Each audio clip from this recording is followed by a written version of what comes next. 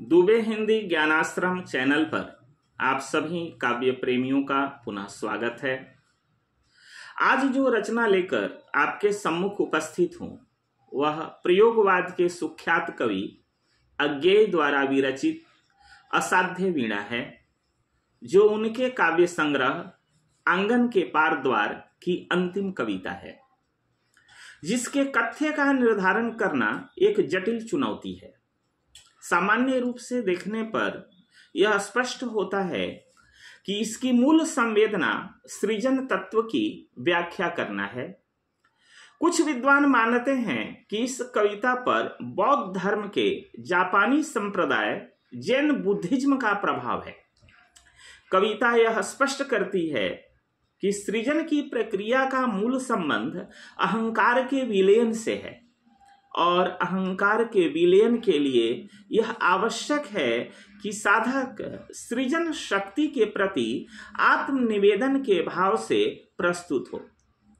यह जो पुस्तक है दोस्तों, आंगन के पार द्वार, सच्चिदानंद हीरानंद वात्स्यायन अज्ञेय का काव्य संग्रह है। इसमें 20 कविताएं संग्रहित हैं और असाध्य वीणा इस संग्रह की अंतिम कविता है। एक जानकारी मैं आपसे और साझा कर दूं कि 1964 ईस्वी में अज्ञेय को इसी रचना पर साहित्य अकादमी पुरस्कार प्राप्त हुआ था। तो आंगन के पार द्वार की अंतिम कविता असाध्य वीणा, जो यूपीएससी के पाठ्यक्रम में है, जो अभ्यर्थी हिंदी विषय लेकर यूपीएससी की तैयारी करते हैं तो 500 अंकों की वह परीक्षा होती है। 250 अंकों के 2 प्रश्न पत्र होते हैं, तो 2 पेपर हैं। तो यह कविता जो है यह उस पाठ्यक्रम में सम्मिलित है। तो हम लोग सीधे कविता से जुड़ते हैं और कविता के भाव पक्ष को, उसके भावार्थ को हम समझते हैं। आपके पास यदि यह कविता उपलब्ध है तो पुस्तक लेकर सामने बैठे तो बहुत अच्छी बात होगी। एक एक शब्द पर आपकी नजर जाएगी और आपकी जानकारी के बिना न तो कोई पंक्ति गुजरेगी न कोई शब्द गुजरेगा। तो सबसे पहली बात होती है कविता को समझना। बाद में हम इसके शिल्प पक्ष की बात करते हैं, व्याख्या की बात करते हैं, किस किस तरह के प्रश्न इस कविता से पूछे जाते हैं, प्रश्न आते हैं, उसकी चर्चा करते हैं। तो इसकी चर्चा हम लोग बाद में करेंगे। तो पहला काम करते हैं कि कविता पढ़ते हुए उसके भाव को, अर्थ को समझते हैं। असाध्य वीणा, जैसा कि शीर्षक से ही स्पष्ट हो रहा है, ऐसी वीणा जो असाध्य है, जो साधी नहीं जा सकती है। अब तक किसी ने उस वीणा को साधा नहीं है। तो ऐसी कविता है असाध्य वीणा। अब वह वीणा कैसे सधती है, वह वीणा कैसे बजती है और उसके बजने में कौन कौन सा स्वर सुनाई पड़ता है, किसको क्या समझ में आता है, इसकी चर्चा हम कविता से जुड़ने के बाद करते हैं। तो आइए कविता से जोड़ते हैं। असाध्य वीणा। आ गए प्रियंगबद्ध केश कमली गुफा गेह, राजा ने आसन दिया, कहा कृत कृत्य हुआ मैं तात, पधारे आप। भरोसा है अब मुझको, साध आज मेरी जीवन की पूरी होगी। जो राजा है उसके पास एक वीणा है, वही वीणा असाध्य है। बड़े बड़े कलावंत आए, उस वीणा को साधने की कोशिश उन्होंने की, लेकिन वीणा नहीं बजी। एक प्रियंगवद जो आता है वह तपस्वी है। पहाड़ों की कंदराओं में कहीं तपस्या करने वाला, गुफा गेह, केश कमली, लंबे लंबे केश हैं, लंबी लंबी जटाएं हैं उसकी, वह तपस्वी है एक तरह से।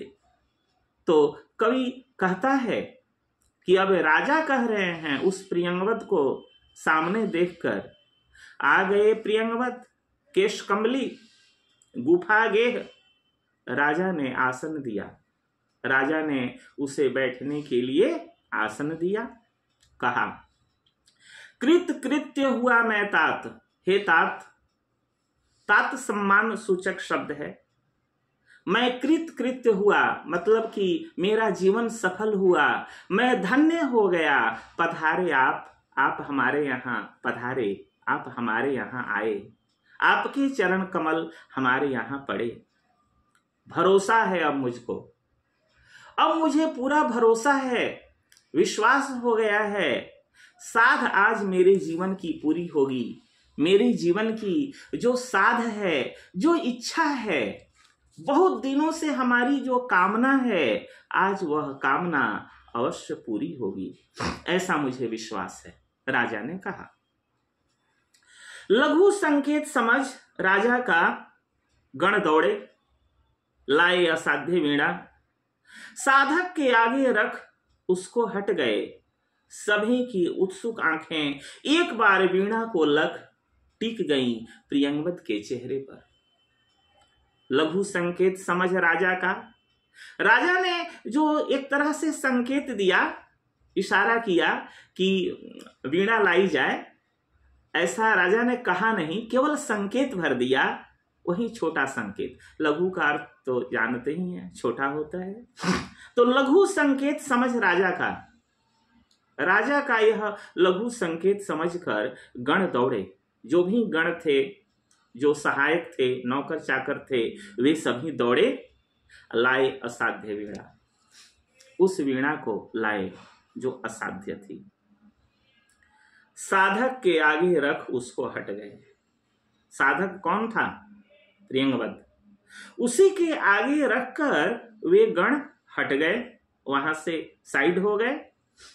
सभी की उत्सुक आंखें, सबकी आंखें उत्सुक थीं। एक बार वीणा को लग सब लोग क्या किए कि एक बार वीणा को देखे। वीणा पर एक बार सबकी नजर पड़ी, टिक गई प्रियंवद के चेहरे पर, और उसके बाद सबकी आंखें, सबकी निगाहें प्रियंवद के चेहरे पर टिक गईं। यह वीणा उत्तराखंड के गिरी प्रांतर से, अब यह वीणा कैसे बनी उसकी चर्चा कवि कर रहे हैं। यह वीणा उत्तराखंड के गिरी प्रांतर से घने वनों में जहां तपस्या करते हैं ब्रतचारी, बहुत समय पहले आई थी। पूरा तो इतिहास न जान सके हम, किंतु सुना है वज्रकीर्ति ने मंत्रपूत जिस अति प्राचीन किरीटी तरु से इसे गढ़ा था, उसके कानों में हिम शिखर रहस्य कहा करते थे। अपने कंधों पर बादल सोते थे, उसकी करी शुंडों की डालें हिम वर्षा से पूरे वन यूथों का कर लेती थी परित्राण। कोटर में भालू बसते थे। अब इसे समझते हुए आगे बढ़ते हैं। यह वीणा उत्तराखंड के गिरी प्रांतर से, जहां बहुत सारे पर्वत थे, है ना, उत्तराखंड में, उसी क्षेत्र से घने वनों में, जहां बहुत घने वन थे, जहां तपस्या करते हैं ब्रतचारी। जो ब्रतचारी हैं वे वहां तपस्या करते हैं, तपस्वी तपस्या में लीन रहते हैं। तो यह वीणा वहीं से बहुत बहुत समय पहले आई थी। पूरा तो इतिहास न जान सके हम, पूरा इतिहास तो हमें वीणा का पता नहीं है, किंतु सुना है वज्रकीर्ति नामक एक साधक ने मंत्रपूत, एक तरह से वीणा को अभिमंत्रित की है उसने। वज्रकीर्ति ने मंत्रपूत जिस अति प्राचीन किरीटी तरु से, वहां प्राचीन किरीटी तरु बहुत बड़ा विशाल पेड़ जो था, उसी से गढ़ा था, मैंने बनाया था।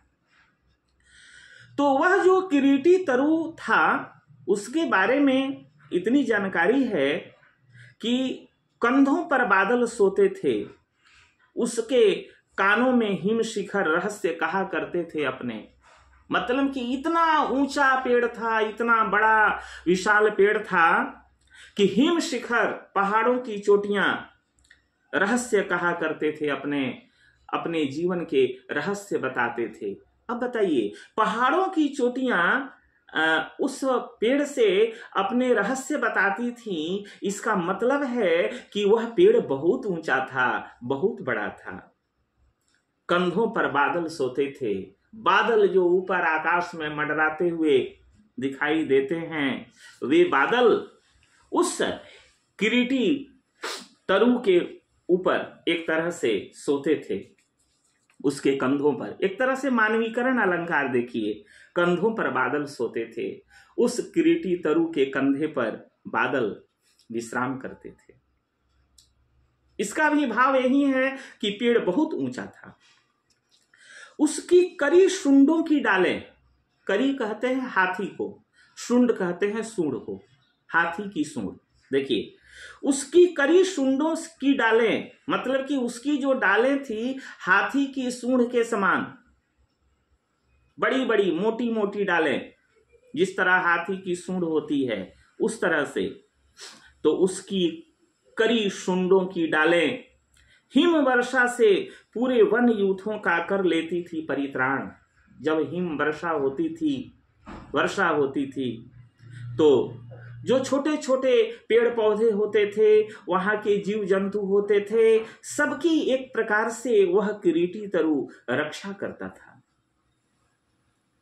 करी सूंडों की डालें, उसकी डालें जो हाथी की सूंडों के समान थी, है ना, वह हिम वर्षा से पूरे वन यूथों का, वन यूथ कहने का मतलब है, यूथ का अर्थ तो समूह होता है, तो यहाँ वन समूह का मतलब है कि उस वन में जो छोटे छोटे पेड़ पौधे थे, वहां के जो जानवर थे, पशु पक्षी थे, सबको वह पेड़ जो है आश्रय देता था जब घनी वर्षा होती थी। कोटर में भालू बसते थे, उस पेड़ के कोटर में, माने उसके खोडर में, है ना, पेड़ में खोडर होता है ना, तो उसमें भालू बसते थे, भालू रहते थे। केहरी उसके वलकल से कंधे खुजलाने आते थे। केहरी किसे कहते हैं? शेर को, सिंह को। उसके वलकल से, वलकल कहते हैं पेड़ की जो छाल है ना, उस छाल से, मतलब कि किरीटी तरु के वलकल से, उसकी छाल से वहां के सिंह, शेर अपने कंधे खुजलाने आते थे वहां पर। और सुना है जड़ उसकी जा पहुंची थी पाताल लोक। वह किरीटी तरु इतना विशाल था कि उसकी जड़ें पाताल लोक तक पहुंची हुई थी, और उसकी गंध प्रवण शीतलता से फण टिका नाग वासुकी सोता था। जो वासुकी नाग कहते हैं ना कि शेष नाग के ऊपर यह पृथ्वी टिकी हुई है। किरीटी तरु की जड़ें इतनी दूर तक फैली हुई थी कि वासुकी नाग जो है अपने फण टिका करके उस पर सोता था। उसी किरीटी तरु से वज्र कीर्ति ने सारा जीवन इसे गढ़ा। हठ साधना यही थी उस साधक की, वीणा पूरी हुई, साथ साधना साथ ही जीवन लीला। अब देखिए, जिस किरीटी तरु की बात की जा रही है कि उसके खोटर में भालू बसते थे, सिंह अपने कंधे खुजलाने के लिए आते थे, आकाश में उमड़ते घुमड़ते बादल उस किरीटी तरु के कंधों पर विश्राम करते थे, हिम शिखर अपने रहस्य कहा करते थे, ये सारी बातें जिस किरीटी तरु की हो रही है ना, उसी किरीटी तरु से वज्र कीर्ति ने सारा जीवन इसे गढ़ा, मतलब कि बनाया। गढ़ने का मतलब बनाना। हठ साधना यही थी उस साधक की। वह साधक बड़ा हठी था। हठी कहते हैं जिद्दी, जो अपने हठ पर, अपनी जिद पर आ जाए तो जो काम उसने ठान लिया है उसे पूरा करके दम लेगा। तो हठ साधना यही थी उस साधक की कि वह वीणा बनाए, उसी किरीटी तरु से वह वीणा बनाए, यही उसका हठ था। वीणा पूरी हुई। एक समय आया दोस्तों कि जब वीणा पूरी हो गई, साथ साधना, उसकी साधना भी पूरी हुई, साथ ही जीवन लीला, उसकी जीवन लीला भी उस समय पूरी हो गई। जीवन लीला पूरी होने का मतलब क्या हुआ? उसका देहांत हो गया। अंतिम समय भी उस साधक का आ गया। राजा रुके, सांस लंबी लेकर फिर बोले, मेरे हार गए सब जाने माने कलावंत, सबकी विद्या हो गई अकारत, दर्प चूर, कोई ज्ञानी गुणी आज तक इसे न साध सका। अब यह असाध्य वीणा ही ख्यात हो गई, पर मेरा अब भी विश्वास कृच्छ तप वज्र कीर्ति का व्यर्थ नहीं था। वीणा बोलेगी अवश्य, पर तभी इसे जब सच्चा स्वर सिद्ध गोद में लेगा। तात प्रियंगवद, लो यह सम्मुख रही तुम्हारे, वज्र कीर्ति की वीणा, यह मैं, यह रानी, भरी सभा यह सब उदग्र परिउत्सुक जन मात्र प्रतीक्षमान। देखा जाए दोस्तों, राजा रुके, सांस लंबी लेकर फिर बोले, लंबी सांस गहरी सांस लेकर वे फिर बोले, मेरे हार गए सब जाने माने कलावंत, जितने भी कलावंत थे, अपने आप को बहुत अच्छा कलाकार मानते थे, कहते थे, वे सभी हार गए। सबकी विद्या हो गई अकारत, सबकी विद्या जो है वह अकारत हो गई, मतलब व्यर्थ हो गई। दर्पचूर, उन कलाकारों का अपने ऊपर, अपनी कला पर जो दर्प था, अहंकार था, वह चूर चूर हो गया। कोई ज्ञानी गुणी आज तक इसे न साध सका। कोई भी ज्ञानी गुणी ऐसा मुझे नहीं मिला जो इस वीणा को साध सके, बजा सके। अब यह असाध्य वीणा ही ख्यात हो गई। अब असाध्य वीणा के रूप में ही यह वीणा ख्यात हो गई, प्रसिद्ध हो गई। सब लोग इसे अब असाध्य वीणा ही कहते हैं। पर मेरा अब भी है विश्वास, लेकिन मेरा अभी भी विश्वास है कि कृच्छ तप वज्र कीर्ति का व्यर्थ नहीं था। शब्द आया है कृच्छ तप। कृच्छ तप क्या होता है? कष्ट साध्य जो हम तप करते हैं, तपस्या करते हैं। तो वज्र कीर्ति ने जो वीणा बनाई थी, वीणा का निर्माण किया था, उसकी जो सृष्टि की थी, तो उसमें एक तरह से वज्र कीर्ति की कठिन साधना लगी थी, है ना, कष्ट साध्य तप। तो कृच्छ तप वज्र कीर्ति का व्यर्थ नहीं था। वज्र कीर्ति का जो तप था, कष्ट साध्य तप, वह व्यर्थ नहीं था, बेकार नहीं था। वीणा बोलेगी अवश्य, वीणा अवश्य बोलेगी, वीणा बजेगी, पर तभी इसे जब सच्चा स्वर सिद्ध गोद में लेगा। कोई सच्चा स्वर सिद्ध माने स्वर का साधक, जिसका स्वर पूरी तरह सधा हुआ हो, ऐसा साधक जब वीणा को अपनी गोद में लेगा तो वीणा अवश्य बोलेगी। राजा ने कहा, तात प्रियंगवद, हे तात, हे प्रियंगवद, लो यह सम्मुख रही तुम्हारे, यह वीणा तुम्हारे सम्मुख है, तुम्हारे सामने है। वज्र कीर्ति की वीणा, यह वज्र कीर्ति की वीणा है जो तुम्हारे सामने है। यह मैं, यह रानी, मैं हूं, यह रानी है। भरी सभा, यह पूरी की पूरी सभा यह है भरी हुई, तुम देख लो इसे। सब उदग्र, मतलब कि सबके मतलब कि सर एकदम उन्नत हो गए, ऊंचे हो गए, है ना। परिउत्सुक जन मात्र प्रतीक्षमान। परिउत्सुक कहते हैं उदास, लेकिन एक उदासी थी उनके चेहरे पर, उदास भी लोग थे कि क्या पता वीणा बजेगी कि नहीं बजेगी। जन मात्र प्रतीक्षमान, जो भी सभा के लोग थे, जन थे, वे प्रतीक्षमान थे, मतलब कि एक तरह से प्रतीक्षाकुल थे, प्रतीक्षा में थे कि देखते हैं आगे क्या होता है। आगे बढ़ते हैं। केश कमली गुफा गेहने खोला कंबल। देखा जाए दोस्तों, केश कमली गुफा गेहने, उस प्रियंगवद ने प्रियंवद को ही केश कमली गुफा गेह कहा गया है। ने खोला कंबल, धरती पर चुपचाप बिछाया, वीणा उस पर रख, पलक मूंद कर प्राण खींच करके प्रणाम, अस्पर्श छुअन से छुए तार, धीरे बोला राजन, पर मैं तो कलावंत हूं नहीं, शिष्य साधक हूं, जीवन के अनकहे सत्य का साक्षी। अर्थ देखिए दोस्तों, केश कमली गुफा गेह ने खोला कंबल, केश कमली गुफा गेह ने, प्रियंवद ने कंबल खोल दिया, धरती पर चुपचाप बिछाया, उस कंबल को धरती पर एकदम शांति से चुपचाप बिछा दिया।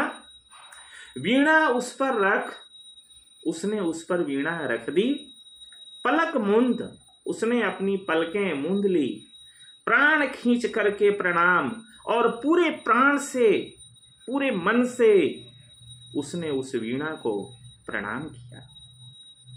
अस्पर्श छुअन से छुए तार, अस्पर्श माने स्पर्श का एहसास नहीं हो वीणा को, इस भाव से छुए तार, उसने वीणा के तार छुए। धीरे बोला राजन, पर मैं तो कलावंत हूं नहीं, मैं तो कोई कलावंत नहीं हूं, बड़ा कलाकार नहीं हूं, शिष्य साधक हूं, मैं तो शिष्य हूं, साधक हूं। देखिए शिष्य कितना अच्छा शब्द है। शिष्य शब्द बना सीख धातु से, मतलब कि ऐसा व्यक्ति जो पल पल सीखने को उत्सुक रहे, वह शिष्य कहलाता है। कितना अच्छा शब्द है। उसने अपने आप को शिष्य कहा, साधक कहा, जीवन के अनकहे सत्य का साक्षी, माने जीवन के अनकहे सत्य का, ऐसा सत्य जिसको व्यक्त नहीं किया जा सकता है, शब्दों में जिसे परिभाषित नहीं किया जा सकता है, मैं उसका साक्षी हूं। एक तरह से मैं कोई कलावंत नहीं हूं, मैं तो शिष्य हूं, साधक हूं, मैं तो स्वयं सीखता रहता हूं, मैं भला क्या बजाऊंगा वीणा को। वज्र कीर्ति, प्राचीन किरीटी तरु, अभिमंत्रित वीणा, ध्यान मात्र इनका तो गदगद विह्वल कर देने वाला है। देखिए उस प्रियंवद का भाव, कहा कि वज्र कीर्ति, प्राचीन किरीटी तरु, प्राचीन किरीटी तरु से वज्र कीर्ति ने इस वीणा को बनाया है। अभिमंत्रित वीणा, यह वीणा अभिमंत्रित है, मतलब कि मंत्र से जिसे साधा गया है, अभिमंत्रित वीणा। ध्यान मात्र इनका तो गदगद विह्वल कर देने वाला है, मात्र इतना ध्यान कर देने से ही हृदय जो है वह गदगद हो जाता है, प्रसन्न हो जाता है। चुप हो गया प्रियंवद, प्रियंवद बिल्कुल चुप हो गया, मतलब अब पूरी तरह शांत हो गया। सभा भी मौन हो रही, पूरी की पूरी सभा मौन हो गई, बिल्कुल शांत हो गई। वाद्य उठा, साधक ने गोद रख लिया, धीरे धीरे झुक उस पर तारों पर मस्तक टेक दिया। सभा चकित थी, अरे प्रियंवद क्या होता है, केश कमली अथवा होकर पराभूत, झुक गया वाद्य पर, वीणा सचमुच क्या है असाध्य। वाद्य उठा, साधक ने गोद रख लिया। देखिए साधक कौन है यहाँ, प्रियंवद है, केश कमली गुफा गे। वाद्य उठा करके, मतलब उस वीणा को उठाकर साधक ने अपनी गोद में रख लिया। धीरे धीरे झुक उस पर धीरे धीरे झुक गया, तारों पर मस्तक टेक दिया, और वीणा के तारों पर उसने अपना मस्तक टेक दिया, मस्तक झुका दिया, उस पर लगा दिया पूरी तरह से, जैसे दंडवत करते हैं। सभा चकित थी, पूरी सभा चकित थी, विस्मित थी, मतलब आश्चर्यचकित थी।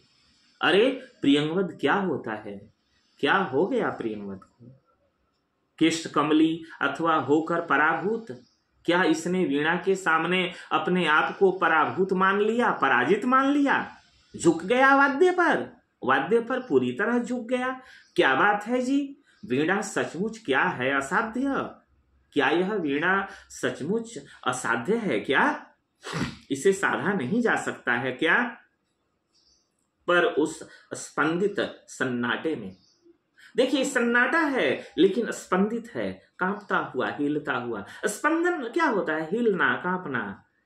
पर उस स्पंदित सन्नाटे में मौन प्रियंवद साध रहा था वीणा, नहीं, स्वयं अपने को शोध रहा था। सघन निबिड़ में वह अपने को सौंप रहा था उसी किरीटी तरु को। कौन प्रियंवद है कि दंभ कर इस अभिमंत्रित कारु वाद्य के सम्मुख आए? कौन बजावे? यह वीणा तो स्वयं एक जीवन भर की साधना रही।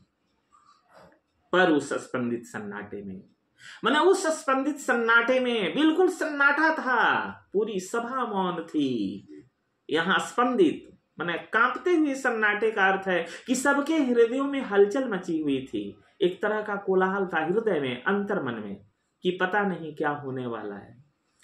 मौन प्रियंवद बिल्कुल मौन साध रहा था वीणा। वह वीणा को साध रहा था, ऐसी बात नहीं, स्वयं अपने को शोध रहा था। वह अपने आप को शोध रहा था कि मैं किस योग्य हूं।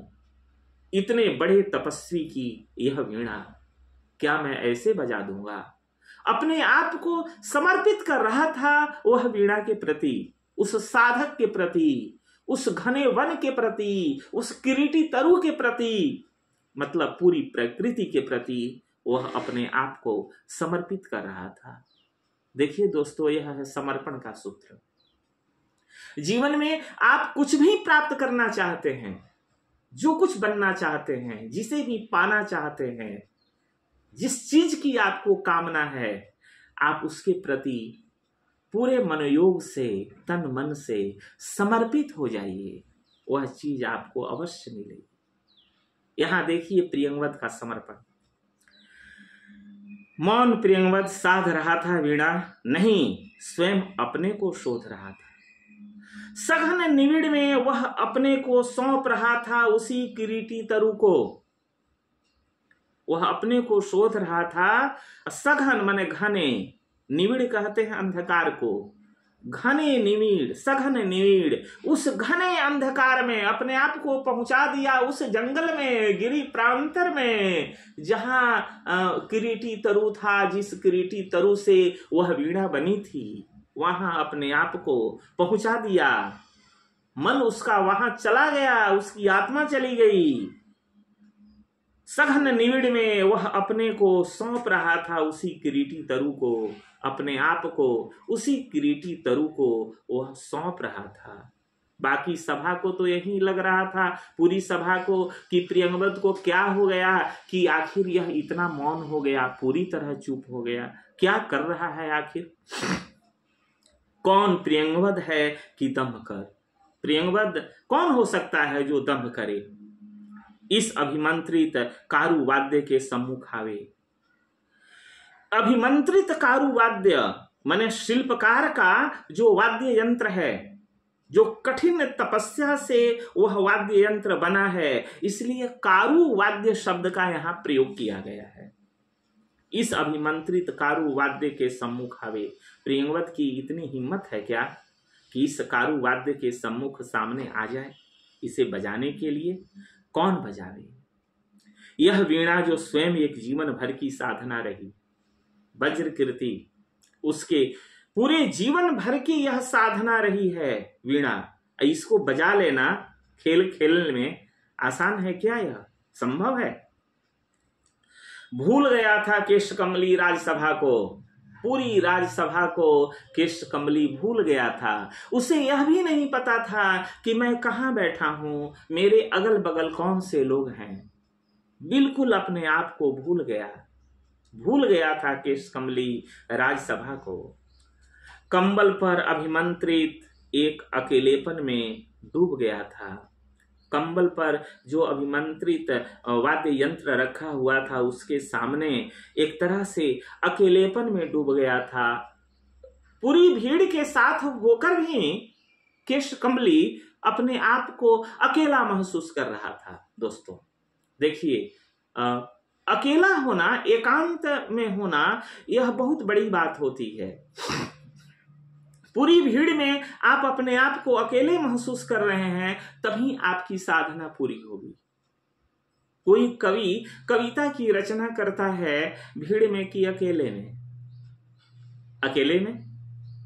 कोई वैज्ञानिक किसी चीज का आविष्कार करता है भीड़ में कि अकेले में।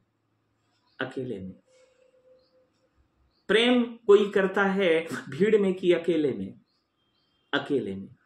ईश्वर एक श्रेष्ठ दर्शन जब भी मिलेगा भीड़ में कि अकेले में। साधना कब पूरी होगी? अकेले में। तो उस भरी सभा में प्रियंवद अपने आप को बिल्कुल अकेला कर लिया। उसे नहीं पता कि मैं कहाँ हूं और यहाँ कौन सारे लोग जो हैं बैठे हुए हैं। देखिए, भूल गया केशकमली राजसभा को। कंबल पर अभिमंत्रित एक अकेलेपन में डूब गया था, जिसमें साक्षी के आगे था जीवित वही किरीटी तरु। साक्षी के रूप में वही किरीटी तरु सामने था। वहां किरीटी तरु आ तो नहीं गया था, बल्कि अपने आप को साधक वहां पहुंचा दिया था, उस उत्तराखंड के गिरी प्रांतर में जहां वह किरीटी तरु था। इसका मन वहां पूरी तरह चला गया था। जिसमें साक्षी के आगे था जीवित वही किरीटी तरु। किरीटी तरु का मानवीकरण देखिए, बिल्कुल जिंदा, एकदम सामने जीवित किरीटी तरु था, जिसकी जड़ वासुकी के फण पर थी आधारित। माने जिस किरीटी तरु की जड़ें वासुकी जो नाग था उसके फण पर वे जड़ें टिकी हुई थी, जिसके कंधों पर बादल सोते थे। जिस किरीटी तरु के कंधों पर बादल सोते थे, विश्राम करते थे, और कान में जिसके हिमगिरी कहते थे अपने रहस्य। कविता के प्रारंभ में इसकी चर्चा हो चुकी है, फिर कवि ने इसे यहाँ पर दोहराया है कि वहां यह केशकमली पहुंच गया। सदेह नहीं गया, उसका मन वहां पहुंच गया। संबोधित कर उस तरु को। अब प्रियंवद ने उस तरु को, उस किरीटी तरु को संबोधित किया। करता था नीरव एकालाप प्रियंवद नीरव मन शांत, एकदम शांत होकर के एकालाप कर रहा था। उस किरीटी तरु को साध रहा था, उससे वह कुछ कह रहा था। ओ विशाल तरु, विशाल जो बहुत बड़ा तरु है, पेड़ है, ओ विशाल तरु। शत सहस्त्र पल्लवन पतझरों ने जिसका नित रूप संवारा। कितनी बरसातें, कितने खद्योतों ने आरती उतारी। दिन भौरे कर गए गुंजरित, रातों में झिल्ली ने अनथक मंगल गान सुनाए। साँझ सवेरे अनगिन अनचिन्ह खगकुल की मोद भरी क्रीड़ा काकली डाली डाली को कपा गई। ओ दीर्घकाय, ओ पूरे झारखंड के अग्रज, तात सखा गुरु आश्रय त्राता महच्छाय, ओ व्याकुल मुखरित वन ध्वनियों के वृंदगान के मूर्त रूप। मैं तुझे सुनूं, तुझे ध्याऊं, अनिमेष स्तब्ध संयत संयुत निर्वाक। कहाँ साहस पाऊं, छू सकूं तुझे, तेरी काया को छेद। बांध कर रची गई वीणा को किस स्पर्धा से, हाथ करें आघात छीनने को तारों से। एक चोट में यह संचित संगीत, जिसे रचने में स्वयं न जाने कितनों के स्पंदित प्राण रच गए। कविता का यह अनुच्छेद थोड़ा सा बड़ा हुआ, देखा जाए। ओ विशाल तरु, कहता है प्रियंवद उस तरु से, किरीटी तरु से, कि ओ विशाल तरु। शत सहस्त्र, शत मने 100, सहस्त्र हजार, शत सहस्त्र पल्लवन पतझरों ने जिसका नित रूप संवारा। सैकड़ों हजारों पल्लवन पतझरों ने, मतलब कि इसके पल्लव खिले, कितने पतझड़ आए और फिर गए, नए नए पल्लव खिले, ये सब जिसका नित रूप संवारा। इस पेड़ का पल्लवन ने, पतझड़ों ने इसके रूप को संवारा, इस पेड़ को संवारा। कितनी बरसातों को यह पेड़ देखा, कितने खद्योतों ने आरती उतारी। खद्योत कहते हैं जुगनू को, वह चमकती है ना, प्रकाश होता है ना। भगजोगनी, तो भगजोगनी कहेंगे तो स्त्रीलिंग, जुगनू कहेंगे तो पुल्लिंग, खद्योत में पुल्लिंग, उसी का पर्यायवाची शब्द। कितने खद्योतों ने आरती उतारी, मतलब कि उस पर कितने खद्योत भ्रमण किए, रमे, उस पर ठहरे। दिन भौरे कर गए गुंजरित, भौरों ने उस पर गुंजार किया। रातों में झिल्ली ने अनथक मंगल गान गाए, मतलब कि झिल्ली की जो झनकार होती है वह भी सुनाई दी। अनथक माने बिना थके मंगल गान सुनाए। मंगल गान कल्याणकारी गीत है ना, मतलब झिल्ली की आवाज कितनी प्यारी थी, कितनी मधुर थी, है ना, कि झिल्ली ने अनथक मंगल गान उस किरीटी तरु को सुनाए। साँझ सवेरे मतलब कि शाम सुबह, अनगिनत अन्न चिन्हे खग कुल की मोद भरी क्रीड़ा काकली। अन्न चिन्हे खग कुल माने पक्षी वृंद जो हैं उनके कलरव वहां गूंजते रहे। डाली डाली को कपा गई। ओ दीर्घकाय, किरीटी तरु से कवि कहता है, ओ दीर्घकाय, वो पूरे झारखंड के अग्रज, तुम पूरे झारखंड के अग्रज हो। अग्रज जिसका जन्म पहले हुआ हो उसे अग्रज कहते हैं, बड़े भाई को। तो यहाँ अग्रज, झारखंड के अग्रज है ना, पता जब झारखंड नहीं बना था उसके पहले तुम थे, है ना, अग्रज। तात, हे सखा, हे गुरु, हे आश्रय, तुम ही आश्रय हो। त्राता, तुम त्राता हो। महच्छाय, रक्षा करने वाले हो। ओ व्याकुल मुखरित वन ध्वनियों के वृंदगान के मूर्त रूप। व्याकुल मुखरित वन ध्वनियों के, जंगल में जो अनेक प्रकार की ध्वनियां उत्पन्न होती थी, पशु पक्षियों की ध्वनियां जो उत्पन्न होती थी, वृंदगान के मूर्त रूप। तो पूरी की पूरी जो ध्वनि उत्पन्न होती थी, लगता है कि सामूहिक गान चल रहा है, वृंदगान, सामूहिक गान चल रहा है, उसके तुम मूर्त रूप हो। मैं तुझे सुनूं, मैं तुझे सुनना चाहता हूं, तुझे देखूं, ध्याऊं, तुझे ध्यान करता हूं। अनिमेष, बिना पलक गिराए हुए, स्तब्ध, बिल्कुल शांत, संयत, बिल्कुल संयमित, संयुत, तुझ में एकदम रमा हुआ, लगा हुआ, निर्वाक, मौन। कहाँ साहस पाऊं, छू सकूं तुझे। मैं कैसे साहस कर सकता हूं तुझे छूने का, मैं तुझे कैसे स्पर्श कर सकता हूं। तेरी काया को छेद बांध कर रची गई वीणा को। तेरी काया को छेद कर माने उस विशाल किरीटी तरु की काया से ही ना वह वीणा बनी थी। तो काया को, काया कहते हैं शरीर को, बदन को, तो उसी पेड़ से वह वीणा बनी थी। तो तेरी काया को छेद बांध कर रची गई वीणा को किस स्पर्धा से हाथ करे आघात। मेरा हाथ कैसे आघात करे, छीनने को तारों से। एक चोट में वह संचित संगीत जिसे रचने में स्वयं न जाने कितनों के स्पंदित प्राण रच गए, माने कितनों के स्पंदित प्राण उसमें बसे हुए हैं। एक चोट में वह संचित संगीत जो है उसको मैं कैसे भंग करूं, माने एक चोट में वह संचित संगीत जिसे रचने में, तुम में जो संगीत है, जो आवाज है, मधुर ध्वनि है, उसको पर मैं कैसे चोट कर सकता हूं, जिसको रचने में, जिसको बनाने में स्वयं न जाने कितनों के स्पंदित प्राण रच गए। यहाँ स्पंदित का अर्थ है कांपता, हिलता डोलता हुआ, है ना। यहाँ हिलने डुलने वाले प्राण का मतलब है कि जो प्राण पूरी तरह से ऊर्जास्वित है, ऊर्जा से परिपूर्ण है। तो ऐसा आदमी, ऐसा साधक जो तुझे बनाया है ना, और पूरे जंगल में जितने भी पशु पक्षी हैं, पेड़ पौधे हैं, सब कुछ है ना, इसकी सारी जो ध्वनियां हैं तुझ में सम्मिलित हैं, सबके प्राण तुझ में रचे बसे हुए हैं। और मैं कैसे आघात करूं, कैसे छूऊं तुझे, बजाने का साहस कैसे करूं। नहीं, वीणा यह मेरी गोद रही है, मेरी गोद में यह वीणा है, रहे। किंतु मैं ही तो तेरी गोदी में बैठा मोद भरा बालक हूं, लेकिन मैं खुद तुम्हारी गोदी में बैठा हुआ मोद भरा मन प्रसन्नचित बालक हूं। यहाँ साधक प्रियंवद अपने आप को, उस किरीटी तरु को, उस प्रांतर को, उस प्रदेश को पूरी तरह से अपने आप को समर्पित कर देता है।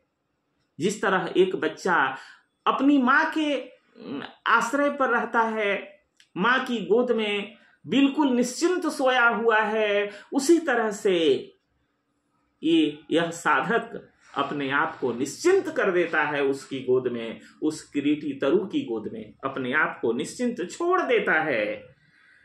तेरी गोदी में बैठा मोद भरा बालक हूं, ओ तरुतात संभाल मुझे, तुम मुझे संभालो। मुझ में हिम्मत नहीं है, साहस नहीं है, वह कला मुझ में नहीं है कि मैं इस वीणा को बजा सकूं।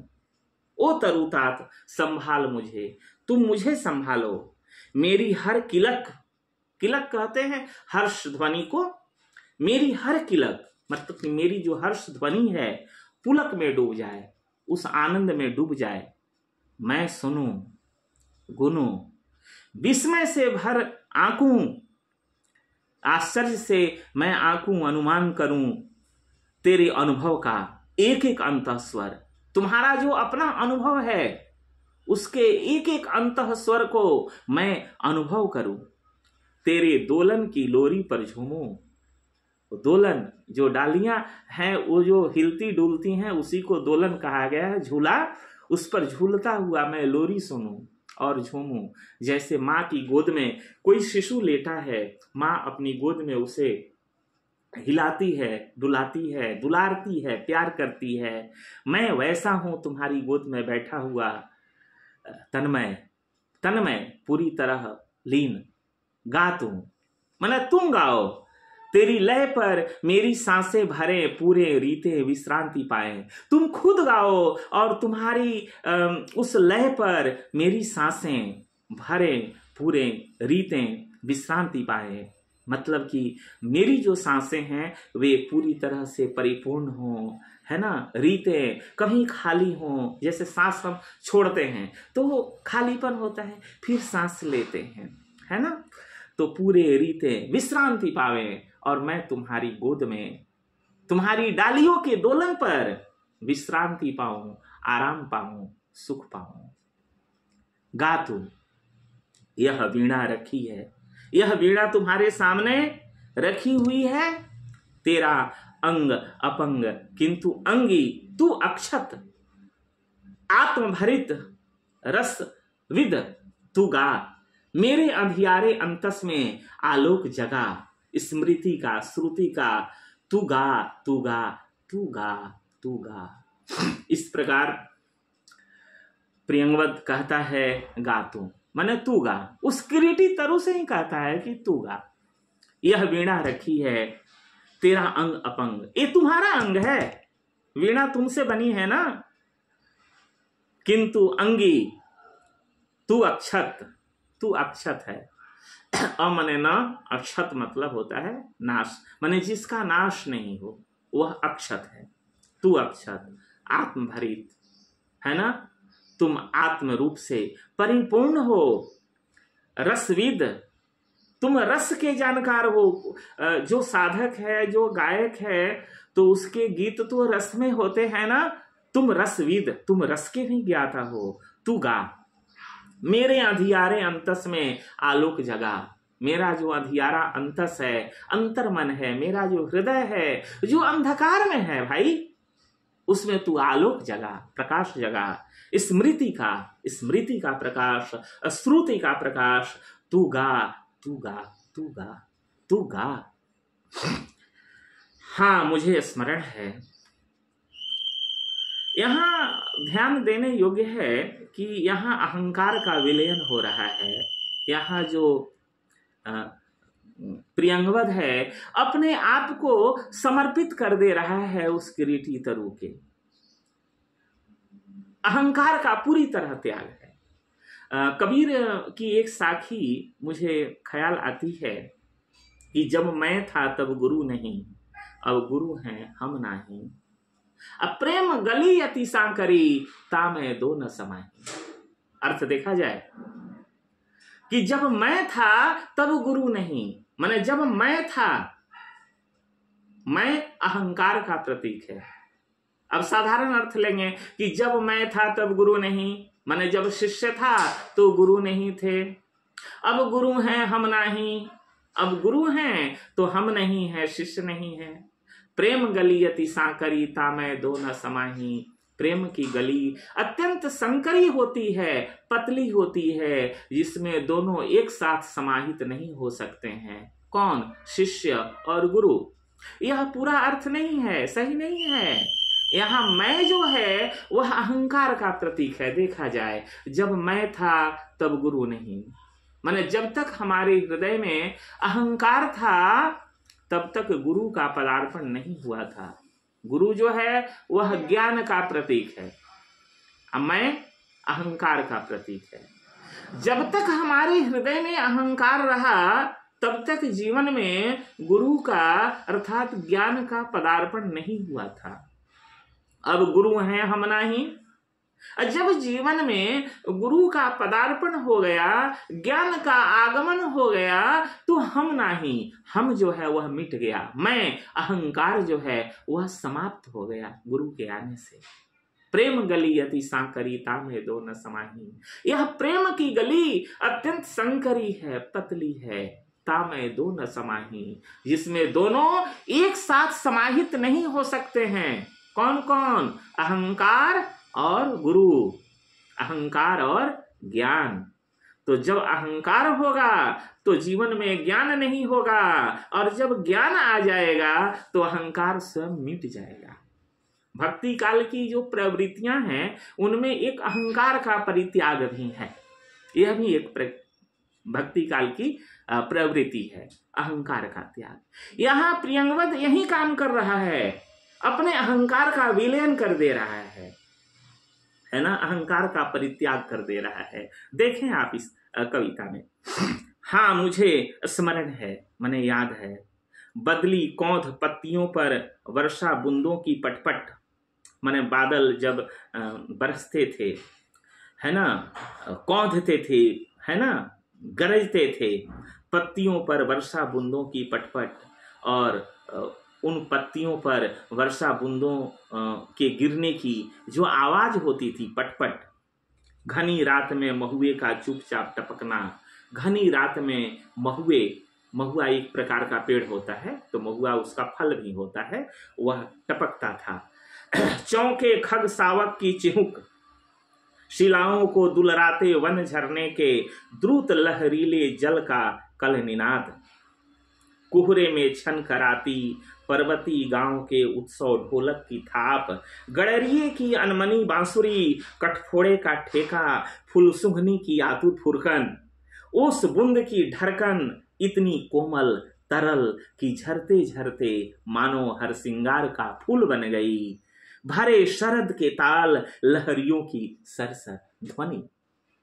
अर्थ पर आते हैं, हाँ मुझे स्मरण है, बदली कौंध जो बादल गरजते थे, पत्तियों पर वर्षा बूंदों की पटपट, पत्तियों पर वर्षा की बूंदें जो गिरती थी, पटपट की आवाज होती थी। घनी रात में महुए का चुपचाप टपकना, उस घनी रात्रि में महुए जो चुपचाप टपकते थे, और उस टपकने की जो मधुर ध्वनि होती थी उसको अनुभव करता है प्रियंवद। चौके खग सावक की चिहुक, खग सावक, खग सावक माने छोटे छोटे पक्षी, पक्षियों के बच्चे, है ना, जो चिहुक पड़ते थे, उस महुए के टपकने से जो हल्की ध्वनि होती थी, जो हल्की आवाज होती थी, तो उस घनी रात में चौके खग शावक की चिहुक, वे खग शावक छोटे छोटे पक्षी, है ना, बाल पक्षी, है ना, वे चिहुक जाते थे। शिलाओं को दुलराते वन झरने के द्रुत लहरीले जल का कल निनाद, जो झरनों से जल प्रवाहित होता था कल कल करता हुआ, वो जो निनाद, वो जो आवाज होती थी, लगता था कि शिलाओं को, चट्टानों को वह जल जो है अपनी लहरों से दुलार रहा है, प्यार कर रहा है। कुहरे में छन कर आती, पर्वती गांव के उत्सव ढोलक की थाप। पर्वती गांव में जो उत्सव होता था, जो लोग आनंद मनाते थे, वहां जो ढोलक बजाया जाता था, उसकी थाप, ढोलक की थाप कुहरे में छन कर आती। गडरिये की अनमनी बांसुरी, गडरिया जो भेड़ों को चराया करता है, वो जो बांसुरी बजाता था, उस बांसुरी की आवाज भी सुनने को मिलती। कटफोड़े का ठेका, कटफोड़वा जो पक्षी होता है, जो काठ को, लकड़ी को अपनी चोंच से मार मार कर छेद कर देता है ना, वो ठेका, वो ठोकने की जो आवाज होती थी। फूलसुंघनी की आतुर फुरकन, फूलसुंघनी एक छोटी चिड़िया है जो फूलों पर मंडराया करती है, उसका नाम है फूलसुंघनी। आतुर फुरकन, उसकी जो फुरकन में आतुरता होती थी, व्याकुलता होती थी, वो तुरंत तुरंत फुदकती रहती थी, उड़ती रहती थी। ओस बूंद की ढरकन, उस पर जो ओस की बूंदें गिरती थी, उसकी जो ढरकन थी इतनी कोमल तरल कि झरते झरते मानो हर सिंगार का फूल बन गई। वह झरते झरते मानो वहीं हर सिंगार के रूप में, हर सिंगार के फूलों के रूप में खिल गई। वे ओस की बूंदें, भरे शरद के ताल, लहरियों की सरसर ध्वनि। शरद ऋतु में ताल तलैया जो है, उसकी जो लहरें हैं, उसकी सरसर ध्वनि जो है, वह जो सुनाई पड़ रही है। कूंजों का क्रेंकार, कांद, लंबी टिट्टिव की, माने टिट्टिव की जो आवाज होती है, पक्षी गण जो कूंजते हैं, वह जो आवाज होती है। पंख युक्त सायक सी हंस बलाका, माने श्वेत पंखों से युक्त है ना, सायक सी हंस बलाका। ऐसे सायक का अर्थ होता है तीर, बाण। हंस बलाका, हंस एक प्रकार का श्वेत पक्षी है, बतख से बड़ा बड़ा थोड़ा सा आकार में। और बगुला, बगुला भी है, उजले पंख होते हैं बगुले के। तो पंख युक्त सायक थी, सायक सी हंस बलाका, माने हंस, बगुले, है ना, ये सब जो वहाँ वनों में विचरते थे। चीड़ वनों में गंध अंध उन्मद पतंग की जहां तहां टकराहट, और चीड़ के घने जंगल भी थे, उसकी जो गंध आती थी, है ना, पतंग, उन्मद पतंग की जहां तहां टकराहट। ये जो पतंगे थे, जो पतंगे उड़ते हैं, उनकी जो रंग बिरंगे पतंगे जो उड़ती थी, उनकी जो आपस में टकराहट होती थी। जलप्रपात का पुलुत एक स्वर, जलप्रपात जो झरना है उसका जो स्वर होता था, प्लुत। प्लुत क्या होता है? जैसे ह्रस्व, दीर्घ, प्लुत, ये स्वर के 3 प्रकार होते हैं ना। तो प्लुत में दीर्घ से भी 2 गुना 3 गुना समय लगता है, मतलब कि जिस स्वर के उच्चारण में दीर्घ से भी अधिक समय लगे उसे हम प्लुत स्वर कहते हैं। तो जो जल निनाद होता था, है ना, कल कल कल कल करके जो झरने प्रवाहित होते थे, तो वह आवाज अधिक देर तक सुनने को मिलती थी ना, इसलिए कवि ने यहाँ प्लुत एक स्वर शब्द का प्रयोग किया है। झिल्ली, दादुर, दादुर की आवाज, झिल्ली की आवाज, कोकिल, चातक की झंकार, पुकारों की यति में वहां कोयल की कूक सुनने को मिलती थी, चातक की आवाज सुनने को मिलती थी, है ना। और उस झंकार में, पुकारों की यति में, यति क्या होता है? यति ठहराव, है ना। तो जो पुकारते थे उसमें कहीं ठहराव भी होता था। संस्कृति की साए साए, समझिए कि पूरा संसार जहाँ साए साए एक हल्की ध्वनि में मंत्र मुग्ध होता था, उस जंगल की बात, उस गिरी प्रांतर की बात, जहां पर किरीटी तरु था, उसकी बात कवि कर रहा है, यहाँ प्रेम कर रहा है। हाँ, मुझे स्मरण है, दूर पहाड़ों से काले मेघों की बाढ़, हाथियों का मानो चिंगाड़ रहा हो यूथ, घर गराहट चढ़ती बहिया की, रेतीले कगार का गिरना छप छड़ाप, झंझा की फुफकार, तप्त पेड़ों का अररा कर टूट टूट कर गिरना, ओले की कर्री चपत, जमे पाले से तनी कटारी सी सूखी घासों की टुटन, ऐठी मिट्टी का स्निग्ध घाम में धीरे धीरे रिसना, हिम तुषार के फाहे धरती के घावों को सहलाते चुपचाप, घाटियों में भरती गिरती चट्टानों की गूंज, कांपती मंद्र गूंज अनुगूंज, सांस खोई सी धीरे धीरे नीरव। प्रियंवद कह रहा है, अभी तक प्रियंवद उसी किरीटी तरु को याद कर रहा है, उस वन प्रांतर को याद कर रहा है। हाँ, मुझे स्मरण है, मतलब याद है। दूर पहाड़ों से काले मेघों की बाढ़, जो हिम शिखर हैं उसके ऊपर बहुत दूर से काले काले मंडराते हुए बादल, हाथियों का मानो चिंघाड़ रहा हो यूथ। यूथ कहते हैं समूह को, मतलब कि हाथी पूरे समूह में चिंघाड़ रहे हों, आवाज दे रहे हों। घरघराहट चढ़ती बहिया की, नदी की जो बाढ़ होती है उसे बहिया कहते हैं, है ना। तो घरघराहट चढ़ती बहिया की, नदी की बाढ़ जो चढ़ती है लहराती है, वह घरघराहट, वह आवाज। रेतीले कगारे का गिरना छप छड़ाप, जो रेतीले कगार हैं, जो किनार हैं, कछार हैं, वो छप छड़ाप, वहां जो आवाज होती थी, है ना, जो कगार टूटते थे, टूट कर गिरते थे, उस आवाज की बात कवि कर रहा है, यहाँ प्रियंवद कर रहा है। झंझा की फुफकार, वहां पहुंच गया है प्रियंवद का मन, वहां है। झंझा की फुफकार, झंझा तूफान को कहते हैं, आंधी को कहते हैं। तो एक तरह से सांप की, विषधर सर्प की जो फुफकार होती है, डरावनी होती है ना फुफकार, उसी तरह से झंझा की फुफकार, तप्त माने बिल्कुल तपाया हुआ, पेड़ों का अररा कर टूट टूट कर गिरना, जहां उस झंझा में, तूफान में पेड़ अररा अररा करके टूट टूट कर गिरते थे।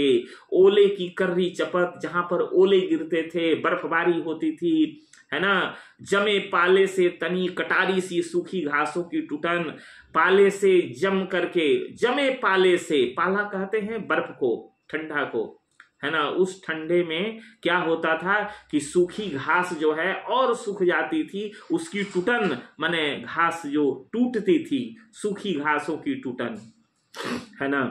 ऐंठी मिट्टी का स्निग्ध घाम में धीरे धीरे रिसना, उस ऐंठी मिट्टी का स्निग्ध माने स्नेह युक्त घाम में, माने जब धूप होती थी, है ना, लगता था कि धूप स्नेह की वर्षा कर रही है उस पर, है ना। तो मिट्टी धीरे धीरे वहां रिसती थी। हिम तुषार के फाहे धरती के घावों को सहलाते चुपचाप, जो हिम तुषार के फाहे होते थे, वहां पर बर्फ के फाहे जो गिरते थे, लगता था कि धरती के घावों को सहलाते चुपचाप, माने घाव पर, है ना, घाव जो काफी पीड़ा दे रहा हो, उस पर अगर बर्फ का फाहा हम लगाते हैं, उस पर सहलाते हैं, तो काफी आराम मिलता है। तो इस तरह से प्रियंवद बता रहा है कि उस जंगल में हिम किरीटी के पास हिम तुषार के फाहे धरती के घावों को सहला रहे थे, सहलाते थे चुपचाप। घाटियों में भरती गिरती चट्टानों की गूंज, चट्टानें जो गिरती उसकी गूंज जो घाटियों में भर जाती, कांपती मंद्र, मंद्र कहते हैं तीव्र गूंज, कभी वह आवाज तीव्र होती, कभी आवाज मध्यम होती, वहीं अनुगुंज, सांस खोई सी धीरे धीरे नीरव। उस एकांत में जो प्रियंवद की सांसें हैं वह खो गई है, वहां उस किरीटी तरु के पास, उस गिरी प्रांतर में। मुझे स्मरण है, हरी तलहटी में छोटे पेड़ों की ओट, ताल पर बंधे समय वन पशुओं की नाना विध आतुर तृप्त पुकारें, गर्जन, घुरघुर, चीख, भूख, हुक्का, चिचियाहट, कमल कुमुद पत्रों पर चोर पैर द्रुत धावित जल पंछी की चाप, थाप दादुर की चकित छलांगों की, पंथी के घोड़े की टाप अधीर, अचंचल धीर थाप भैंसों के भारी खूर की।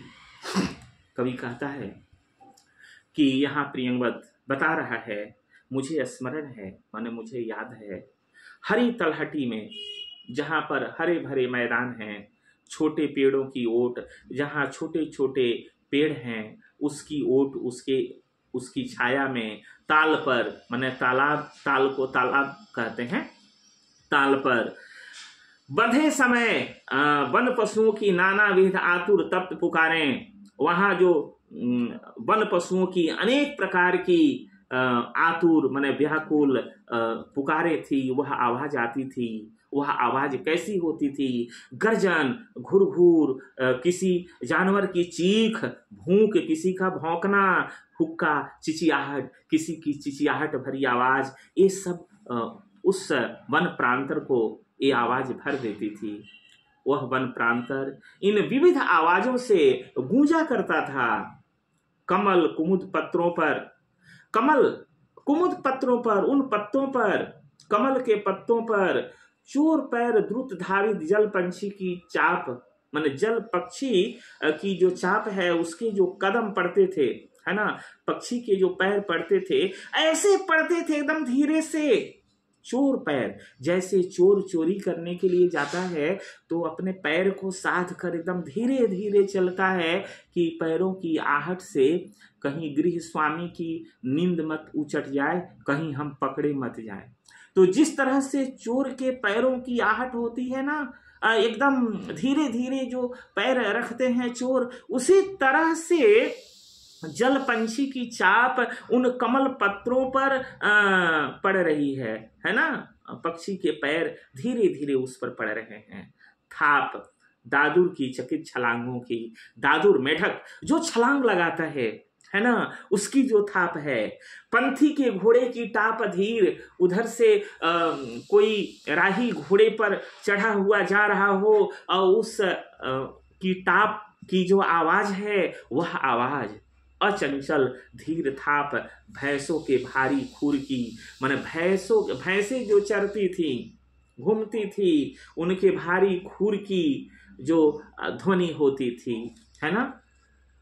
उझक क्षितिज से किरण भोर की पहली जब तकती है उस बूंदों को, उस क्षण की सहसा चौकी सी सिहरन, और दोपहरी में जब घास फूल अनदेखे खिल जाते हैं, मौमाखियां असंख्य झूमती करती हैं गुंजार, उस लंबे बिल में क्षण का तंद्रालस ठहराव, और सांझ को जब तारों की तरल कंपकपी स्पर्शहीन झरती है, मानो नभ में तरल नयन ठिठकी, निःसंख्य 100 वत्सा युवती माताओं के आशीर्वाद उस संधि निमिष की पुलकन लियमान। देखा जाए उझक क्षितिज से, माने क्षितिज से, क्षितिज किसे कहते हैं, जहां पर आसमान धरती से सटा हुआ हमें प्रतीत होता है उसी को क्षितिज कहते हैं। तो उझक क्षितिज से, माने क्षितिज से उझक करके किरण भोर की पहली, माने सुबह की प्रातः काल की पहली किरण जब तकती है उस बूंदों को, उस किरीटी तरु पर, वन प्रांतर, उस गिरी प्रांतर के पेड़ पौधों पर उसकी जो पड़ी हुई बूंदें हैं, उस पर जब वह पहली किरण पड़ती थी, उस क्षण की सहसा चौंकी सी सिहरन, उस क्षण की सहसा चौंकी सी सिहरन, माने उस क्षण की, माने उस समय की सहसा अचानक वो जो चौंकने वाली जो सिहरन होती है ना, उसको प्रेमवद याद करता है। और दोपहरी में, माने दोपहर में जब घास फूल अनदेखे खिल जाते हैं, सभी घास फूल जंगल के अनदेखे, माने उस पर आपकी दृष्टि नहीं है, बहुत ध्यान से आप नहीं देख रहे हैं, लेकिन वे खिल रहे हैं, है ना, वे फूल खिल रहे हैं, इसलिए अनदेखे खिल जाते हैं। मौमाखियां असंख्य झूमती करती हैं गुंजार, मौमाखियां मतलब कि छोटे छोटे जो पक्षी हैं, छोटी छोटी चिड़ियां उस पर झूमती हैं, भंवरे गुंजार करते हैं। उस लंबे बिल में क्षण का तंद्रालस ठहराव, उस लंबे बिल में, माने रुके हुए, विलंबना माने ठहरना, क्षण का तंद्रालस ठहराव, उस क्षण में जो तंद्रालस है, जो ठहराव है प्रियंवद, उसे भी याद करता है। और सांझ को, माने शाम को, जब तारों की तरल कंपकपी स्पर्शहीन झरती है, जब आकाश में तारे खिलते हैं, तो जो तरल कंपकपी है, स्पर्शहीन मतलब कि स्पर्श तो नहीं उसका कोई कर सकता है ना, वहां से जो प्रकाश झरता है, उसकी जो रोशनी झरती है, मानो नभ में, मानो आकाश में तरल नयन ठिठकी, ये तरल आंखें जो हैं ठिठक गई हैं उसे देखने को। निसंख्य माने असंख्य 100 वत्सा युवती माताओं के आशीर्वाद, सवत्सा युवती माताओं के आशीर्वाद। सवत्सा क्या है? वात्सल्य प्रेम से परिपूर्ण माताओं के आशीर्वाद। उस संधि निमिष की पुलकन लियमान। उस संधि निमिष, निमिष क्या है? पलकों का गिरना। माने उस क्षण जो पलकें गिरती थी उसकी जो एक तरह से उसका जो भाव होता था, वो जो पुलकन होता था, है ना, समझ लीजिए कि असंख्य सवत्सा माताओं का आशीर्वाद मिल रहा है उसे। मुझे स्मरण है, माने मुझे याद है। और चित्र प्रत्येक स्तब्ध विजड़ित करता है मुझको। सुनता हूं मैं, पर हर स्वर कंपन लेता है मुझको, मुझे से शोक। वायु सा नाद भरा मैं उड़ जाता हूं। मुझे स्मरण है, पर मुझको मैं भूल गया हूं। सुनता हूं मैं, पर मैं मुझसे परे शब्द में लियमान। यहाँ प्रियंवद पूरी तरह से भूल गया है कि वह राजसभा में बैठा हुआ है। इधर राजा हैं, रानी हैं, पूरी की पूरी सभा बैठी हुई है, बहुत सारे लोग हैं। वह भूल गया है सब कुछ, चूंकि अपने आप को सौंप दिया है उस उत्तराखंड के गिरी प्रांतर में किरीटी तरु को। मुझे स्मरण है। और चित्र प्रत्येक, प्रत्येक चित्र स्तब्ध विजड़ित करता है मुझको। स्तब्ध माने बिल्कुल शांत, विजड़ित करता है मुझको, मतलब कि उसमें आदमी एक तरह से जड़ हो गया है। जैसे किसी फ्रेम में फोटो जड़ित होता है ना, उस तरह से हम उसमें जड़ित हो गए हैं, जुड़ गए हैं पूरी तरह से।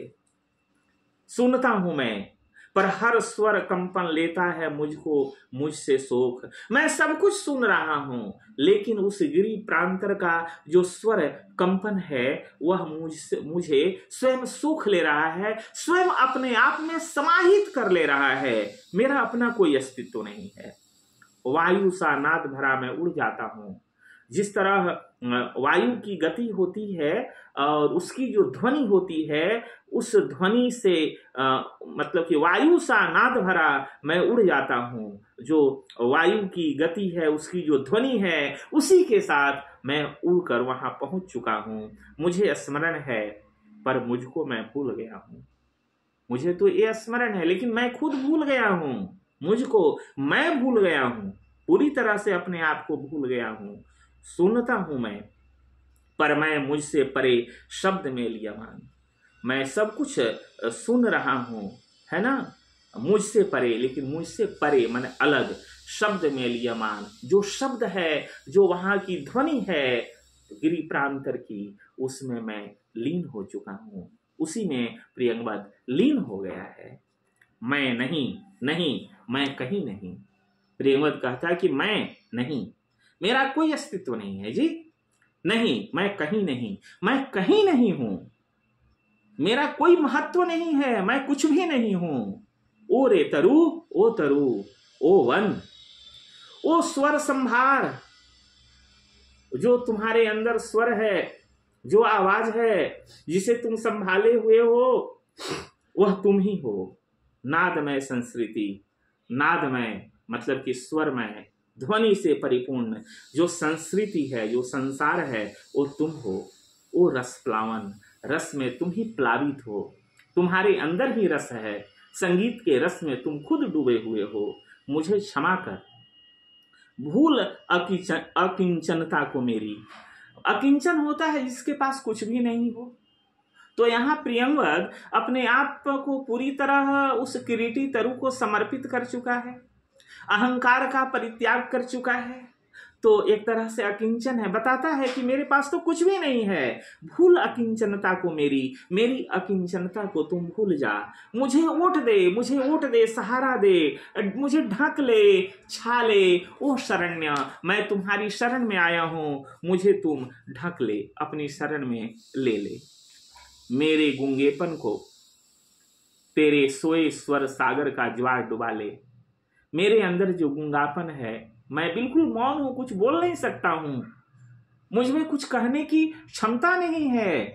तेरे सोए स्वर सागर का ज्वार डुबा ले। तुम्हारा जो सोया हुआ स्वर सागर है, वह उस सागर का जो ज्वार है वो मुझे डुबा ले, अपने आप में डुबा ले। पूरी तरह से। आ मुझे भुला, आ मुझे तू भुला जा, तू उत्तर बीन के तारों में, तू उतर बीन के तारों में। हे किरीटी तरु, इस वीणा के तारों में तुम उतर, अपने को गा, अपने को गा। अपने खग कुल को मुखरित कर। तुम्हारा जो खग कुल है, जो पक्षी समूह है, जो खग वृंद है, उसका जो कलरव है, उसकी जो आवाज है, उसको तू मुखरित कर, जागृत कर, वह आवाज सुनने को मिले। अपनी छाया में पले मृगों की चौकड़ियों को ताल बांध। तुम्हारी छाया में पले हुए जो मृग हैं, जो हिरण हैं, वे जो चौकड़ी भरते हैं, है ना, एक ताल पर, जैसे संगीत में ताल होते हैं ना, उसी तरह से चौकड़ियों की ताल बांध, उसे तुम बांधो। अपने छाया तप वृष्टि पवन पल्लव कुसुमों की लय पर। तुम्हारी जो छाया है, तुम्हारा अपना जो तप है, वृष्टि पवन जो वर्षा होती है, जो हवा बहती है, पल्लव कुसुमों की लय पर, जो वृक्षों में जो पल्लव हैं, जो कुसुम फूल खिले हुए हैं, उसकी लय पर जो हवा बहती है, अपने जीवन संचय को कर छंद युक्त। तुम अपने जीवन संचय को छंद युक्त करो, छंद से परिपूर्ण करो, अपनी प्रज्ञा को वाणी दे। ओ किरीटी तरु, तुम अपनी प्रज्ञा को वाणी दो, आवाज दो। तू गा, तू गा, तू सन्निधि पा, मतलब कि पास होने का भाव। सन्निधि होता है पास होने का, करीब होने का भाव। तू सन्निधि पा, तू अपने आप को पास समझ, इस वीणा के, इस वीणा के पास अपने आप को समझ। तू खो, बाकी सारी बातें तुम खो दो, भुला दो। तू आ, तू हो, तुम हो, तुम्हारा अस्तित्व है। तू गा, तू गा, तुम गाओ, तुम गाओ। राजा जागे। समाधिस्थ संगीतकार का हाथ उठा था। राजा जागे, मानो राजा नींद में हो, कारण कि पूरी की पूरी सभा तो पूरी तरह स्तब्ध थी, शांत थी, सन्नाटा था। राजा जागे, एक तरह से होश में आए। समाधिस्थ संगीतकार का हाथ उठा था। यह जो समाधिस्थ संगीतकार था प्रियंवद, इसका हाथ उठा। कांपी थी उंगलियां, उंगलियां कांपी थी। अलस अंगड़ाई लेकर मानो जाग उठी थी वीणा। अलस अंगड़ाई लेकर, आदमी जब आलस्य में होता है तो थोड़ी सी अंगड़ाई लेकर के सजग होता है। तो अलस अंगड़ाई लेकर मानो जाग उठी थी वीणा, मानो वीणा अलस अंगड़ाई लेकर जाग गई हो। यहां भी मानवीकरण अलंकार है दोस्तों। किलक उठे थे स्वर शिशु। शिशु बच्चे को कहते हैं, उसका जो स्वर होता है जो बहुत मधुर होता है, बच्चे का स्वर। तो किलक उठे थे स्वर शिशु, यहां स्वर शिशु जो थे किलक उठे थे, पुलक उठे थे, उसकी ध्वनि सुनाई पड़ रही थी, मतलब कि वीणा बज गई लगता है। किलक उठे थे स्वर शिशु, नीरव पद रखता जालिक मायावी। जिस तरह से जालिक मायावी माने जादूगर जो है बिल्कुल शांति से अपने पद को रखता है और बहुत बड़ा चमत्कार दिखला देता है ना, तो सधे करों से धीरे धीरे धीरे डाल रहा था जाल हेम तारों का। एक तरह से जालिक मायावी की तरह वह सधे करों से, सधे हुए हाथों से धीरे धीरे धीरे डाल रहा था जाल हेम तारों का। वह उस पर अपनी एक तरह से अपनी कला का प्रभाव जो है उस पर वह डाल रहा था जाल हेम तारों का, मतलब कि तारों का जाल एक तरह से बिछा हुआ जो था। वीणा में जो तार थे वे तार अब सजग हो उठे। भाव यही है, सहसा वीणा झंझना उठी, अचानक वीणा झंझना उठी, आवाज आई। संगीतकार की आंखों में ठंडी पिघली ज्वाला सी झलक गई। जो संगीतकार था, जो प्रियंवद था, उसकी आंखों में ठंडी पिघली ज्वाला सी झलक गई। रोमांच एक बिजली सा सबके तन में दौड़ गया। वहां जितने लोग थे सभा में, सबके अंदर रोमांच हो गया। एक तरह से खुशी की लहर दौड़ गई। रोमांच एक बिजली सा सबके तन में दौड़ गया। जैसे बिजली की कौंध होती है उसी तरह से रोमांच हुआ, जो सबके तन में बिजली के समान वह रोमांच दौड़ गया। अवतरित हुआ संगीत, संगीत अवतरित हुआ। स्वयंभू मानो परमात्मा अवतरित हुआ, ईश्वर का अवतार हुआ, जिसमें सोता है अखंड ब्रह्म का मौन अशेष प्रभामय। मानो कि वह स्वयंभू है, परमात्मा है स्वयं, जिसमें सोता है अखंड ब्रह्म का मौन। अखंड ब्रह्म का मौन जो है वह उसमें सोता है, विश्राम करता है, अशेष प्रभा में। वह जो प्रभा है, जो प्रकाश है, वह अशेष है, वह प्रकाश का पुंज है, वह ब्रह्म जो उस परमात्मा में, उस स्वर में मौन रूप से समाहित है। डूब गए सब एक साथ, जितने लोग थे सब एक साथ डूब गए उस स्वर में, उस मधुर स्वर में, उस आवाज में। सब अलग अलग एकाकी पार तिरे, माने जितने लोग थे अलग अलग एकाकी पार तिरे, माने अलग अलग पार उतरे। अलग अलग पार तिरे का मतलब है कि आवाज तो एक ही हुई वीणा की, एक ही तरह की आवाज हुई, लेकिन सबने उसे अलग अलग सुना। कहते हैं ना दोस्तों कि जाकी रही भावना जैसी, प्रभु मूरत दिखहीं तिन तैसी। जिसकी जैसी भावना होती है ना, वह प्रभु को उसी रूप में याद करता है, या प्रभु भी उसको वैसा ही फल देते। तो राजा ने अलग सुना, जय देवी यशः काय वरमाल लिए गाती थी मंगल गीत, दुंदुभी दूर कहीं बजती थी, राज मुकुट सहसा हल्का हो आया था, मानो हो फूल शिरीष का।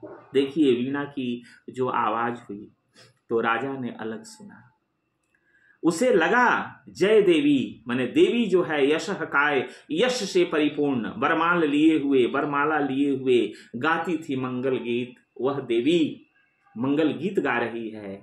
दुंदुभी दूर कहीं बजती थी, कहीं दूर दुंदुभी बज रही है, राज मुकुट सहसा हल्का हो आया था, मानो हो फूल शिरीष का। जैसे शिरीष का फूल जो है वह बहुत हल्का होता है, शिरीष का फूल निबंध नहीं है डॉक्टर हजारी प्रसाद द्विवेदी का, तो शिरीष का फूल जितना हल्का होता है वैसा ही हल्का राजा का मुकुट लग रहा था। ईर्ष्या, महत्वाकांक्षा, द्वेष, चाटुता सभी पुराने लुगड़े से झड़ गए, निखर आया था जीवन कांचन, धर्म भाव से जिसे निछावर वह कर देगा। अब राजा के अंदर जो ईर्ष्या थी, महत्वाकांक्षा थी, जो द्वेष था, ईर्ष्या थी, चाटुता, जो चाटुकारिता भरी हुई थी, ये राजा को चाटुकारिता बहुत अच्छी लगती थी, सभी पुराने लुगड़े से झड़ गए। ये पुराने कपड़ों की तरह, लुगड़े की तरह ये सब झड़ गए, सब अलग हो गए, मस्तिष्क से, हृदय से सब विदा हो गए। निखर आया था जीवन कांचन, यह जीवन जो है स्वर्ण के समान, सोने के समान एकदम निखर आया, सच्चे सोने की तरह। धर्म भाव से जिसे निछावर वह कर देगा। राजा धर्म भाव से ये सब कुछ निछावर कर देगा, परित्याग कर देगा सबका। उसके अंदर जो ईर्ष्या है, महत्वाकांक्षा है, जो द्वेष है, चाटुकारिता है, ये सब उसको समाप्त कर देना है। उसे धर्म भाव से समाप्त कर दिया, ऐसा उसे महसूस हुआ। वीणा की आवाज। रानी ने अलग सुना, छंटती बदली में एक कौंध कह गई, मानो छंटते ही बदली में एक कौंध, एक आवाज कह गई, तुम्हारे मणिमाणिक, कंठाहार, पट, वस्त्र, मेखला, किंकिणी अब अंधकार के कण है। आलोक एक है, प्यार अनन्य, उसी की विद्युल्लता घेरती रहती है रसभार मेघ को। थिरक उसी की छाती पर उसमें छिपकर सो जाती है, आश्वस्त सहज विश्वास भरी रानी उस एक प्यार को साधेगी। देखिए रानी ने अलग सुना, छंटती बदली में एक कौंध कह गई, एक आवाज आई, तुम्हारे मणि माणिक, मतलब कि रानी जो मणि माणिक सब पहनी हुई थी, जो कंठाहार था, पट वस्त्र थे, सुंदर से सुंदर जो उसकी रानी के जो वस्त्र थे, मेखला, किंकिणी, कमर में पहनने वाला जो आभूषण होता है ना, कमरधनी, उसी को किंकिणी कहते हैं। अब अंधकार के कण है, ये सारे आभूषण तुम्हारे जो हैं समझो कि अंधकार के कण हैं। आलोक एक है, आलोक क्या है, प्रकाश क्या है, प्यार अनन्य, अनन्य प्यार जो है वही आलोक है। तुम्हारे अंदर प्यार होना चाहिए, जनता के प्रति, प्रजा के प्रति, सबके प्रति तुम्हारे अंदर प्यार होना चाहिए। इन आभूषणों से प्यार मिथ्या है। विद्युल्लता घेरती रहती है रसभार मेघ को, है ना। जिस तरह से विद्युल्लता जो है, बिजली की कौंध जो है, वह मेघ को घेर लेती है, अपनी चमक से चारों तरफ प्रकाश फैला देती है, थिरक उसी की छाती पर थिरको उसमें छिप कर सो जाती है। आश्वस्त सहज विश्वास भरी रानी उस एक प्यार को साधेगी। तो रानी को पता चलता है कि प्यार ही जीवन है, उसी प्यार को वह साधेगी। वह आभूषणों के प्रति उसका जो लगाव है, जो आसक्ति है, वह मिथ्या है, उसे वह त्याग देगी। सबने भी अलग अलग संगीत सुना। उस सभा में जितने लोग थे सबने अलग अलग संगीत सुना। इसको वह कृपा वाक्य था प्रभुओं का। माने इस व्यक्ति को एक तरह से प्रभु का, ईश्वर का कृपा वाक्य सुनाई दिया। उसको दूसरे को आतंक मुक्ति का आश्वासन कि तुम्हारे अंदर जो आतंक है, जो भय है, तुम भय मुक्त हो जाओगे, इसका आश्वासन मिला। इसको वह भरी तिजोरी में सोने की खनक, भरी तिजोरी में सोने की जो खनक है, उसकी आवाज सुनाई दी। उसे माने उसको, दूसरे को बटुली में बहुत दिनों के बाद अन्न की सौंधी खुदबुद, बहुत दिनों तक भूखे रहने के बाद बटुली में जो चावल बन रहा है, जो भात पक रहा है ना, तो उसकी खुदबुद, सौंधी खुदबुद जो है वह सुनाई दी। किसी एक को नई बधू की सहमी सी पायल ध्वनि, सभा में जो लोग बैठे थे उसमें किसी एक को नई वधू की सहमी सी पायल ध्वनि, किसी को नई नवेली दुल्हन की पायल की ध्वनि सुनाई दी। वो जो सहमी हुई धीरे से कदम रखती है दुल्हन, और पैरों में जो पायल है उसकी जो रुंझुन सुनाई देती है, वह सुनाई दी। किसी दूसरे को शिशु की किलकारी, किसी दूसरे को शिशु की किलकारी सुनाई दी, शिशु की आवाज सुनाई दी, हंसने की, है ना, किलकारी सुनाई दी। एक किसी को जाल फंसी मछली की तड़पन, उसी सभा में कोई था जिसे जाल में फंसी हुई मछली की जो तड़पन होती है उसकी ध्वनि सुनाई दी। एक अपर को माने एक दूसरे को चहक मुक्त नभ में उड़ती चिड़िया की, माने मुक्त आकाश में चहकती हुई चिड़िया की आवाज सुनाई दी। एक तीसरे को मंडी की ठेलम ठेल, एक तीसरे को मंडी माने बाजार की जो ठेलम ठेल है, ग्राहकों की स्पर्धा भरी बोलियां होती है, वह सुनाई दी। चौथे को मंदिर की ताल युक्त घंटा ध्वनि, जो चौथा आदमी था उसे मंदिर की ताल युक्त घंटा ध्वनि, घंटा की ध्वनि सुनाई दी। और पांचवे को लोहे पर सधे हथौड़े की समचोटें, और पांचवे को लोहे पर सधे हथौड़े की समचोटें। लुहार जब लोहे को पीटता है तो एक सम में उसको पीटता है, उस पर हथौड़ा चलाता है, उसकी जो आवाज है वह सुनाई दी। और छठे को लंगर पर कसमसा रही नौका पर लहरों की अविराम थपक, लंगर जहां पर नौका को बांधते हैं, जहां से नाव खुलती है ना, वह अविराम थपक, अविराम माने लगातार, वह जो थपक है लहरों की, वह सुनाई दी। बटिया पर, बटिया समझते हैं, पगडंडी को कहते हैं। बटिया पर चमरौधे की रूंधी चाप सातवें के लिए। जो सातवां व्यक्ति था उसे लगा कि पगडंडी पर कोई चल रहा है, चमरौधा जूता जो पहने हुए है उसकी आवाज है, वह आवाज सुनाई पड़ी। और आठवें को कुलिया की कटी मेड़ से बहते जल की, कुलिया कहते हैं छोटी नदी नाला, तो उसकी मेड़ कट जाए, टूट जाए, और जल जो प्रवाहित हो तो वह जो ध्वनि होती है छुलछुल, वह सुनाई दी। इसे गमक नट्टिन की एड़ी की घुंघरी की, इधर जो बैठा हुआ आदमी है, गमक माने एक तरह की गंध, नट्टिन की एड़ी की घुंघरू की, नट्टिन जो अपने पैरों में घुंघरू पहनी हुई है, उस घुंघरू की आवाज सुनाई दी। उसे युद्ध का ढोल, और सामने वाले को युद्ध में जो ढोल बजता है, जो नगाड़ा बजता है, वीर रस से परिपूर्ण, साहस से परिपूर्ण जो ध्वनि होती है वह आवाज सुनाई दी। इसे झंझा गोधुली की लघु टुनटुन, संझा गोधुली की माने शाम में जो गोधुली होती है, गोधुली किसे कहते हैं? रात्रि और दिन के बीच की जो बेला होती है, मतलब कि सूर्यास्त हो गया लेकिन अंधकार पूरी तरह से छाया नहीं, दिन समाप्त हो चुका है लेकिन अंधकार का पूरी तरह से आगमन नहीं हुआ है, उसे गोधुली कहते हैं। गोधुली माने गो कहते हैं गाय को, धूली माने धूल।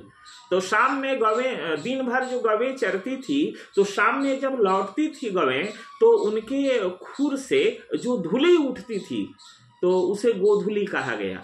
तो उसी शाम में ही ना गवें चर करके वापस लौटती थी गाँव में, तो इसलिए उस वेला को हम गोधुली वेला कहते हैं। तो इसे संझा गोधुली की लघु टुनटुन, लघु मतलब कि छोटा, टुनटुन वह जो ध्वनि है वह सुनाई पड़ी। उसे प्रलय का डमरू नाद, सामने वाले को प्रलय का डमरू नाद, डमरू की आवाज, जैसे भगवान शंकर जो डमरू बजाते हैं वह जो आवाज है वह सुनाई पड़ी। इसको जीवन की पहली अंगड़ाई, जीवन की जो पहली अंगड़ाई होती है बगल वाले को वह सुनाई पड़ी। पर उसको महाजृंभ विकराल काल, उसको मैंने सामने वाले को प्रचंड रूप वाला कोई विकराल काल जो है वह दिखाई दिया, वह उसकी आवाज सुनाई पड़ी। सब डूबे, माने एक तरह से सब उस ध्वनि में, वीणा की आवाज में डूबे, तीरे झिपे जागे, हो रहे वंशवत स्तब्ध। यह जो प्रियंवत था वह पूरी तरह से स्तब्ध था, बिल्कुल शांत था। इयता सबकी अलग अलग जागी, सबकी सीमा, इयता कहते हैं हद को, है ना, जो हद है, सीमा है, जिसको सोचने की या समझने की जितनी सीमा है ना, उसी सीमा तक, है ना। इयता सबकी अलग अलग जागी, सबकी इयता मतलब कि सबका हद अलग अलग दिखाई दिया, सुनाई दिया। संगीत हुई, माने ये सारी बातें वहां घटित हुई। पा गई विलय, और सब कुछ विलय हो गया, सब कुछ एकदम शांत हो गया, सारी की सारी ध्वनि जो है वह विलीन हो गई। वीणा फिर मूक हो गई, वीणा फिर से शांत हो गई। अब देखिए जितने सारे लोग थे सभा में, सबने अलग अलग आवाज सुनी। दोस्तों एक बात का मुझे ख्याल आता है, एक बार भगवान बुद्ध वैशाली की आम्र वाटिका में पधारे थे। बड़ा अच्छा प्रसंग है इसलिए सुना देता हूं। जब सभा का, चूंकि रात्रि तक सभा चलती थी, एक बार ऐसा हुआ रात्रि में जब सभा का समापन हुआ तो भगवान बुद्ध ने कहा कि आप सब जाएं और रात्रि के अंतिम कार्य करें। तो रात्रि के अंतिम कार्य करने का मतलब था कि आप सब अब जाएं, भोजन करें, बिस्तर पर जाएं, भगवान का स्मरण करें और सो जाएं। रात्रि का अंतिम कार्य यही होता है। लेकिन जब बुद्ध ने कहा कि आप सब जाएं और रात्रि के अंतिम कार्य करें, तो जो चोर था उसने सोचा कि भगवान बुद्ध कहे हैं रात्रि का अंतिम कार्य करें, मतलब कि चोरी का समय हो गया। जो नृत्यांगनाएं थी, जिनका पेशा था नाचना गाना, उन लोगों ने सोचा कि भगवान बुद्ध ने कहा है कि रात्रि के अंतिम कार्य करें, नाचने गाने का समय हो गया, ग्राहक आने शुरू हो गए होंगे। जो सज्जन थे उन्होंने सोचा कि भगवान बुद्ध कहे हैं रात्रि के अंतिम कार्य करें। वे लोग गए, भोजन किए, बिस्तर पर गए, भगवान का स्मरण किए और सो गए। तो आप समझ गए होंगे कि हम कुछ भी अपने मीटर से मापते हैं। हमारा जो दिमागी मीटर है ना, उसी से मापते हैं किसी भी चीज को और वैसा ही समझते हैं। तो जितने सारे लोग हैं, जैसे मैं अभी पढ़ा रहा हूं यूपीएससी के लिए, ठीक है, असाध्य वीणा, इसमें तो बहुत सारी बातें हैं, प्रश्नोत्तरों की चर्चा तो मैं नहीं कर रहा हूँ, बहुत सारी बातें हैं जो मैं नहीं बता रहा हूँ। कविता ही इतनी लंबी है कि उसके भावार्थ में ही और कविता के वाचन में ही बहुत समय लग जाता है। तो जितने लोग हैं सब अपने अपने ढंग से इस पर सोचेंगे, विचार करेंगे कि आखिर इस कविता में ऐसा क्या है। चलिए तो आगे बढ़ता हूं। हाँ, वीणा फिर मुख हो गई, वीणा शांत हो गई। साधु साधु, राजा सिंहासन से उतरे, रानी ने अर्पित की सतलड़ी माल। राजा सिंहासन से उतर करके प्रियंवद से मिले, रानी ने अर्पित की सतलड़ी माल। रानी के पास जो सतलड़ी माला थी, जो हार था, है ना, हीरक स्वर्ण से जटित जो हार था, उसे, है ना, उसको अर्पित की। रानी ने अर्पित की सतलड़ी माल। जनता बिहवल कह उठी धन्य धन्य, हे स्वरजित, धन्य धन्य, हे स्वरजित। स्वरजित होता है स्वर को जीतने वाला। यहाँ प्रशंसा प्रियंवद की हो रही है कि तुम महान कलाकार हो भाई, असाध्य वीणा को तुमने साध दिया, इससे आवाज निकल गई, धन्य धन्य। संगीतकार वीणा को धीरे से नीचे रख, ढक, मानो गोदी में सोए शिशु को पालना डालकर मुग्धा माँ हट जाए दिठ से दुलारती। उठ खड़ा हुआ। अब संगीतकार ने क्या किया जी, वीणा को धीरे से नीचे रख, वो बहुत धीरे से आराम से नीचे रख, ढक, उसको ढक दिया, मानो गोदी में सोए शिशु को पालना डालकर, जैसे कोई माँ गोदी में सोए शिशु को क्या करती है, अलग पालने पर उसे डाल करके, है ना, आराम से धीरे से लेटा करके, है ना, उसको दृढ़ से अपनी नजर से दुलारती, प्यार करती हुई धीरे से हटती है कि कहीं इसकी नींद मत टूट जाए, नींद मत उचट जाए। ठीक उसी तरह गोदी में सोए शिशु को पालना डालकर मुग्धा माँ हट जाए दृढ़ से दुलारती। उठ खड़ा हुआ। प्रियंवद उसी तरह से वहां से उठ गया, खड़ा हो गया। बढ़ते राजा का हाथ उठा करता आवर्जन, राजा का बढ़ा हुआ हाथ उसे आकृष्ट करना चाहा, उसे खींचना चाहा। बोला तो प्रियंवद बोला, श्रेय नहीं कुछ मेरा, इसमें मेरा कोई श्रेय नहीं है, मैंने कुछ नहीं किया, मैं तो डूब गया था स्वयं शून्य में, मैं तो स्वयं शून्य में डूब गया था। वीणा के माध्यम से अपने को मैंने सब कुछ को सौंप दिया था। इस वीणा के माध्यम से मैंने अपने आप को, अपना जो कुछ भी है ना, सब कुछ को सौंप दिया था।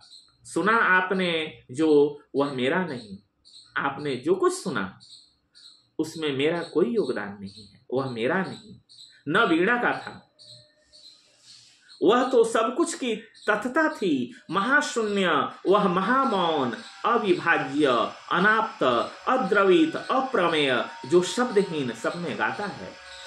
कहा कि आपने जो कुछ सुना वह मेरा नहीं, न वीणा का था, वह वीणा का भी नहीं था, वह तो सब कुछ की तथता थी, जो वास्तविक जो स्वरूप है, तथता, वास्तविक स्वरूप, सत्यता, है ना, वह थी महाशून्य, वह महाशून्य है, वह महामौन है, अविभाज्य, वह अविभाज्य है, उसको विभाजित नहीं किया जा सकता है, अनाप्त, जो अनाप्त है, अनाप्त है, जो छाया हुआ नहीं है कहीं से, वो दिखाई नहीं दे रहा है, अद्रवित, वह द्रवित भी होने वाला नहीं है, अप्रमेय, उसको हम माप भी नहीं सकते हैं, उसके बारे में हम कुछ कह भी नहीं सकते हैं, अंदाजा भी नहीं लगा सकते हैं। जो शब्दहीन सब में गाता है, वह शब्दहीन है लेकिन सब में गाता है।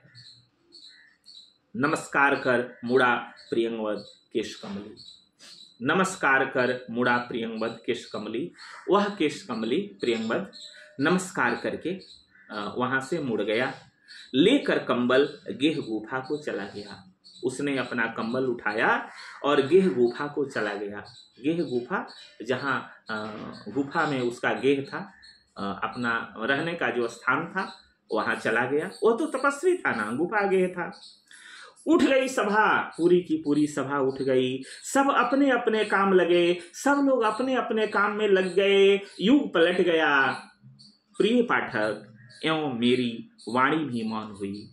कवि कहते हैं कि हे मेरे पाठक, हे प्रिय पाठक, अब मेरी वाणी भी मौन हुई, मतलब कि बिल्कुल शांत हो गई।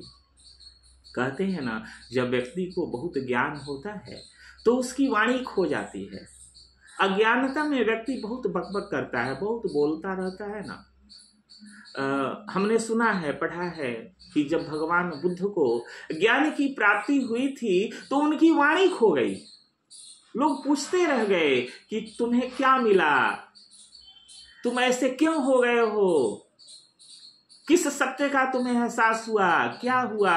बुद्ध ने कुछ भी नहीं कहा, उनकी वाणी मौन हो गई, वे बिल्कुल शांत हो गए।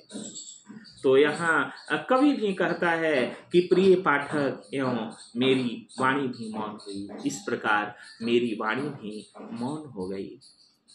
तो दोस्तों, असाध्य वीणा का भावार्थ काव्य पाठ मैंने अपने स्तर से किया है। आप लोग इसे समझेंगे, अपने से पढ़ेंगे, फिर इस पर हम लोग विस्तृत चर्चा करेंगे। जो परीक्षोपयोगी प्रश्न हैं, इससे जो व्याख्या पूछी जाती है, जो शिल्प सौंदर्य है वह पूछा जाता है, फिर हम लोग इस पर विस्तृत चर्चा करेंगे। ठीक है, तब तक के लिए शुभ विदा।